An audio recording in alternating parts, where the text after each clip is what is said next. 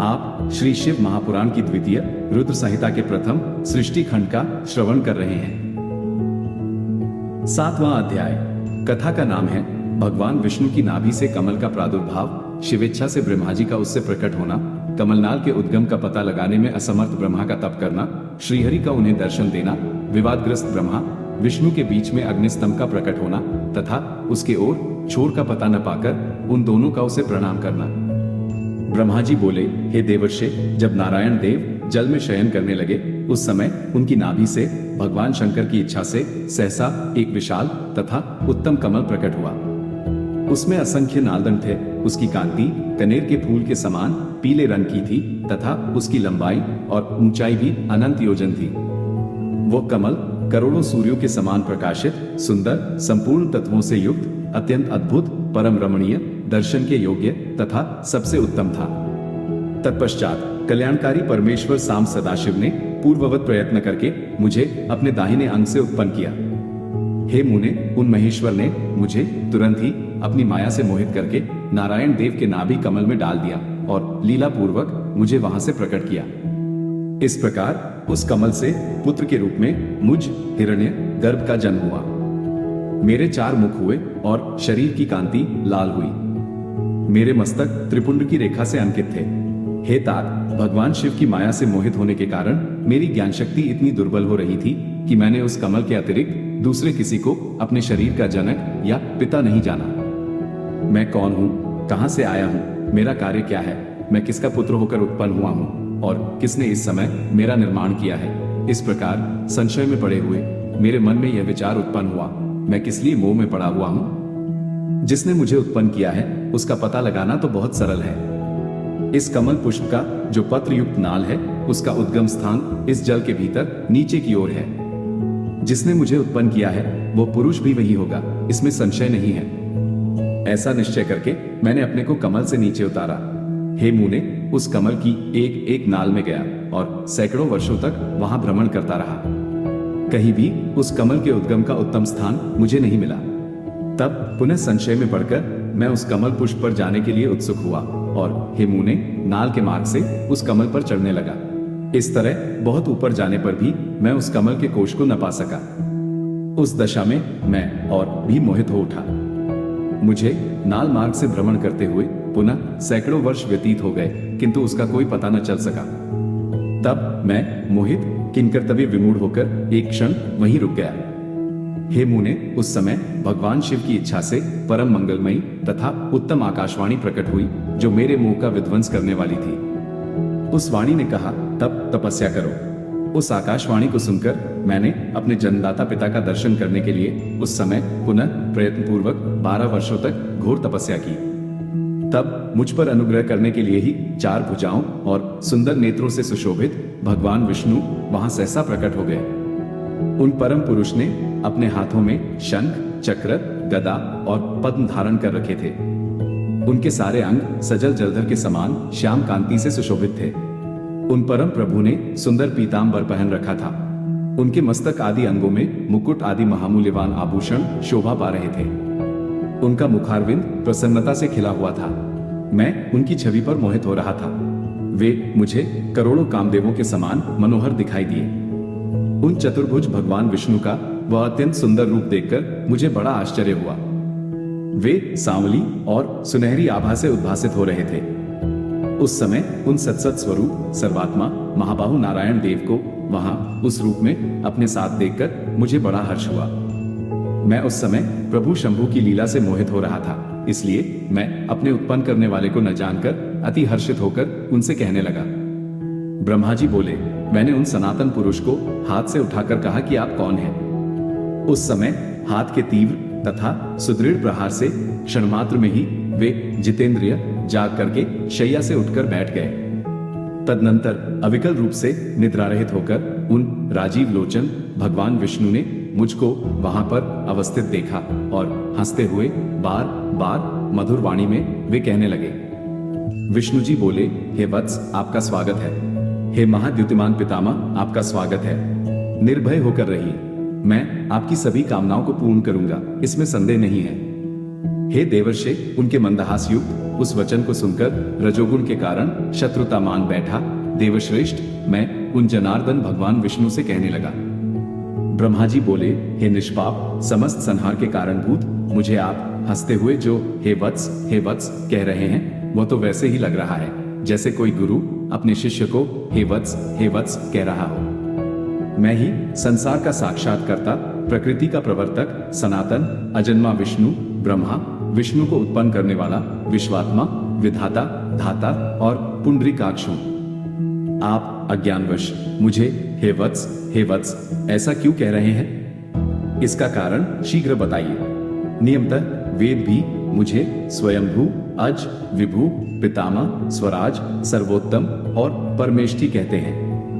मेरे इस वचन को सुनकर लक्ष्मीपति भगवान हरि क्रुद्ध हो उठे और कहने लगे कि मैं जानता हूं संसार आपको जगत का कर्ता मानता है। विष्णु जी बोले, आप संसार की सृष्टि करने और पालन करने के लिए मुझ अव्यय के अंग से अवतीर्ण हुए हैं, फिर भी आप मुझ जगन्नाथ नारायण पुरुष परमात्मा निर्विकार पुरुहूत पुरुषतुत विष्णु अच्युत ईशान संसार के उत्पत्ति स्थान रूप नारायण महाबाहु और सर्वव्यापक को भूल गए हैं। मेरे ही नाभि कमल से आप उत्पन्न हुए हैं, इसमें संदेह नहीं है। इस विषय में आपका अपराध भी नहीं है, आपके ऊपर तो मेरी माया है। हे चतुर्मुख सुनिए, ये सत्य है कि मैं ही सभी देवों का ईश्वर हूं।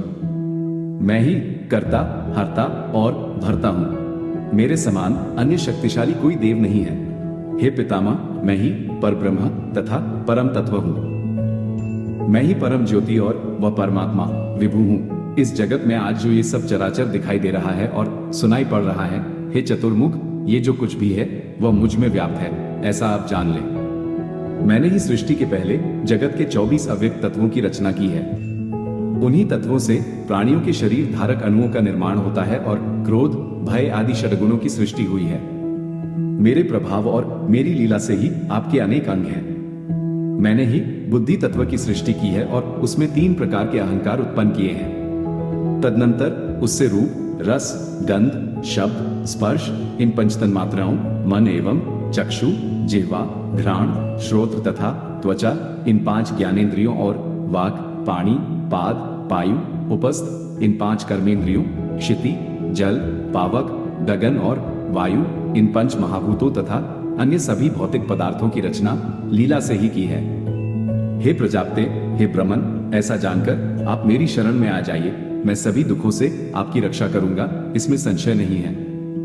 ब्रह्मा जी बोले, विष्णु का यह वचन सुनकर मुझ ब्रह्मा को क्रोध आ गया और माया के वशीभूत हुआ। मैं उनको डांटते हुए पूछने लगा कि आप कौन हैं और किस लिए इतना अधिक निरर्थक बोल रहे हैं? आप न ईश्वर हैं न परब्रह्म हैं, आपका कोई कर्ता अवश्य है। महाप्रभु शंकर की माया से विमोहित मैं उन भगवान विष्णु के साथ भयंकर युद्ध करने लगा। उस प्रलयकालीन महासमुद्र के मध्य रजोगुण के कारण परस्पर बड़ी शत्रुता से हमारा और विष्णु का रोमांचकारी युद्ध होने लगा। इसी बीच हम दोनों के छिड़े विवाद को शांत करने के लिए और ज्ञान प्रदान करने के लिए हम दोनों के सामने ही एक लिंग प्रकट हुआ।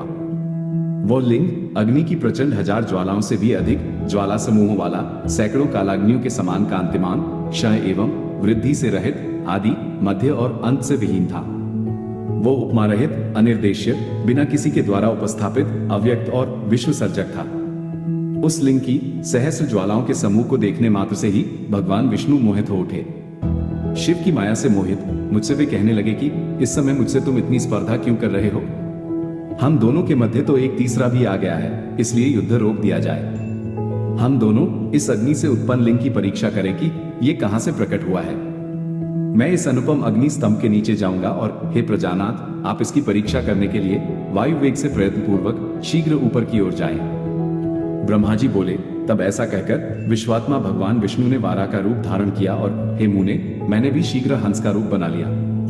उसी समय से लोग मुझे हंस हंस और विराट ऐसा कहने लगे। जो हंस हंस ये कहकर मेरे नाम का जप करता है वह हंस स्वरूप ही हो जाता है। अत्यंत श्वेत अग्नि के समान, चारों ओर से पंखों से युक्त और मन तथा वायु के वेग वाला होकर मैं ऊपर के भी ऊपर लिंग का पता लगाते हुए चला गया। उसी समय विश्वात्मा नारायण ने भी अत्यंत श्वेत स्वरूप धारण किया। 10 योजन चौड़े, 100 योजन लंबे, मेरु पर्वत के समान शरीर वाले, श्वेत तथा अत्यंत तेज दाढ़ों से युक्त, प्रलयकालीन सूर्य के समान कांतिमान, दीर्घ नासिका से सुशोभित, भयंकर, घुर की ध्वनि करने वाले, छोटे छोटे पैरों से युक्त, विचित्र अंगों वाले, विजय प्राप्त करने की इच्छा से परिपूर्ण, दृढ़ तथा अनुपम वारा का स्वरूप धारण करके वे भगवान विष्णु भी अत्यंत वेग से उसके नीचे की ओर गए। इस प्रकार रूप धारण कर भगवान विष्णु 1000 वर्ष तक नीचे की ओर ही चलते रहे। उसी समय से पृथ्वी आदि लोकों में श्वेतवारा नामक कल्प का प्रादुर्भाव हुआ। हे देवर्षे, यह मनुष्यों की काल गणना की अवधि है। इधर अत्यंत तीव्र गति से नीचे की ओर से जाते हुए महातेजस्वी विष्णु बहुत प्रकार से भ्रमण करते रहे, किंतु महावाराह रूपधारी विष्णु उस ज्योतिर्लिंग के मूल का अल्प भाग भी न देख सके। हे अरिसुदन, तब तक मैं भी उस ज्योतिर्लिंग के अंत का पता लगाने के लिए वेग से ऊपर की ओर जाता रहा। यत्नपूर्वक उस ज्योतिर्लिंग के अंत को जानने का इच्छुक मैं अत्यंत परिश्रम के कारण थक गया और उसका अंत बिना देखे ही थोड़े समय में नीचे की ओर लौट पड़ा। उसी प्रकार सर्वदेव स्वरूप महाकाय कमललोचन भगवान विष्णु भी थकान के कारण ज्योतिर्लिंग का अंत देखे बिना ही ऊपर निकल आए। शिव की माया से विमोहित विष्णु आकर मेरे साथ ही भगवान शिव को बार बार प्रणाम करके व्याकुल चित्त से वहां खड़े रहे। पृष्ठ प्रदेश की ओर से, पार्श्वों की ओर और आगे की ओर से परमेश्वर शिव को मेरे साथ ही प्रणाम करके विष्णु भी सोचने लगे कि यह क्या है। वो रूप तो अनिर्देश्य, नाम तथा कर्म से रहित, अलिंग होते हुए भी लिंगता को प्राप्त और ध्यान मार्ग से अगम्य था। तदनंतर अपने मन को शांत करके मैं और विष्णु दोनों शिव को बार बार प्रणाम कर कहने लगे, हे महाप्रभु, हम आपके स्वरूप को नहीं जानते। आप जो हैं वही हैं, आपको हमारा नमस्कार है।